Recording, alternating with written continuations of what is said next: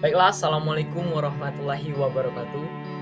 Kembali lagi bersama saya Irfan Habisbullah dengan NPM A1E024047. Oke teman-teman sekalian, pada kali ini saya akan menjelaskan sebuah materi yang berjudul yaitu osilasi teredam pada pegas, dengan tujuannya itu untuk memenuhi tugas dari mata kuliah gelombang saya. Oke, kita langsung saja masuk ke dalam penjelasan materinya. Baiklah teman-teman, apa sih itu osilasi teredam?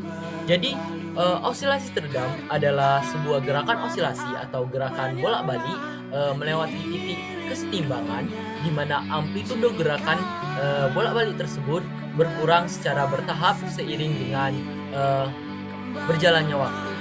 Jadi, penurunan amplitudo ini disebabkan karena adanya gaya redaman atau disebut dengan damping force yang biasanya berupa gaya gesek yang dialami oleh suatu benda yang berosilasi yang bergesekan dengan fluida ataupun udara. Kemudian apa sih faktor-faktor yang menyebabkan terjadinya redaman?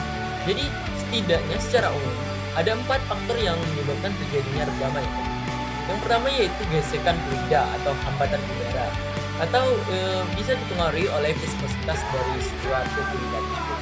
Kemudian ada gesekan permukaan atau gaya gesek yang dialami oleh permukaan suatu benda yang berosilasi dan bersentuhan langsung dengan fluida sehingga terjadinya gesekan antara permukaan fluida dan juga permukaan benda tersebut.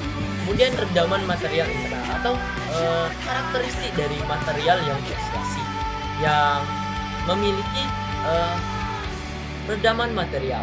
Kemudian ada gangguan dari gelombang lain atau gangguan dari faktor lain yang menyebabkan terjadinya redaman pada sebuah benda yang sedang berosilasi.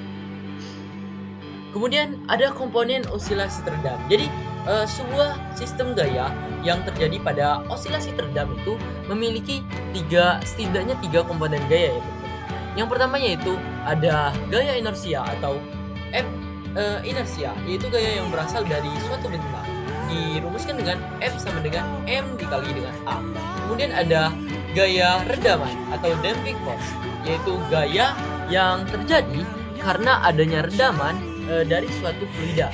Nah, gaya redaman ini dirumuskan dengan F sama dengan minus B dikali dengan X. Kemudian ada gaya pemulih atau F restore. Nah, gaya pemulih ini merupakan gaya yang selalu berusaha mengembalikan suatu benda yang sedang berosilasi ke posisi setimbangnya atau posisi semula. Dirumuskan dengan Fs sama dengan minus K dikali dengan X. Sehingga jika kita lihat jumlah gaya dari suatu sistem osilasi teredam ini dapat dirumuskan dengan sigma F sama dengan F inersia ditambah F redaman ditambah F pemulih. Dan jika dituliskan secara detail menjadi yaitu sigma F sama dengan M turunan kedua dari posisi terhadap waktu ditambah B atau faktor redaman turunan pertama dari posisi terhadap waktu ditambah K dikali X eh, di mana komponen dari gaya redaman dan juga gaya pemulihnya itu berlawanan dengan komponen dari gaya inersianya sehingga B turunan pertama dari posisi terhadap waktu itu bernilai negatif dan juga dan juga K dikali X itu juga bernilai negatif. Kemudian ada jenis-jenis osilasi teredam. Jadi teman-teman sekalian, dari suatu proses redaman dapat dikategorikan terjadi tiga jenis redaman ya teman-teman.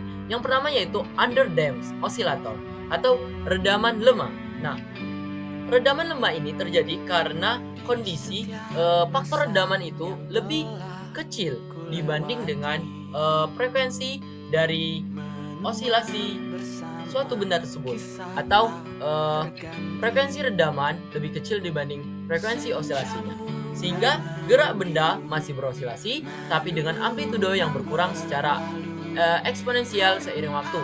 Nah, amplitudo ini berkurang secara bertahap dan berkurang secara kecil ya teman-teman. Kemudian persamaan dari under damped oscillation, yaitu xt sama dengan a 0 dikali eksponensial pangkat minus gamma t cos omega aksen t plus c.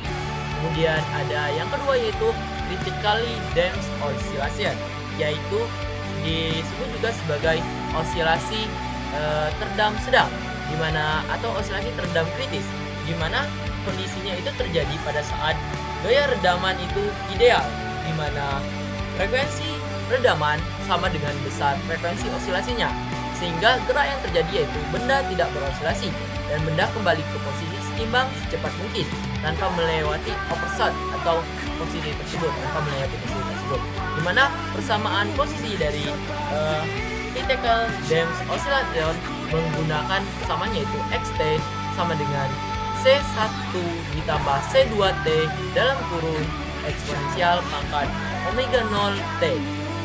Kemudian ada yang disebut dengan overdamped oscillation atau osilasi teredam kuat, di mana terjadi pada saat kondisi gaya redaman sangat besar atau pada saat frekuensi redaman sangat besar, lebih besar dibanding frekuensi osilasi dari suatu benda.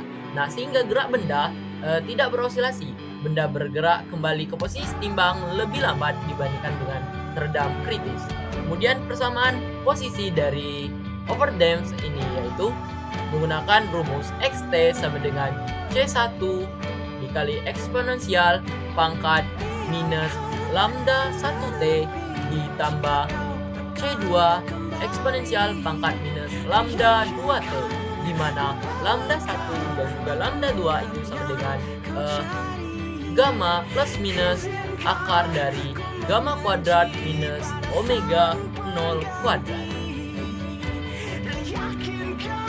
Oke, kesimpulan dari materi osilasi teredam ini ialah osilasi teredam adalah gerakan harmoni di mana amplitudo meluru seiring waktu atau amplitudonya itu mengecil seiring waktu akibat adanya gaya redaman yang mendisipasi energi. Dengan perilaku gerak diklasifikasikan menjadi 3 jenis, yaitu teredam lemah atau masih beroperasi, teredam kritis yaitu kembali ke posisi seimbang tanpa osilasi, dan juga teredam kuat yaitu kembali ke posisi setimbang namun lambat tanpa osilasi. Baiklah teman-teman, mungkin hanya sebatas itu saja penyampaian materi mengenai osilasi teredam yang bisa saya sampaikan pada kesempatan ini. Saya akhiri.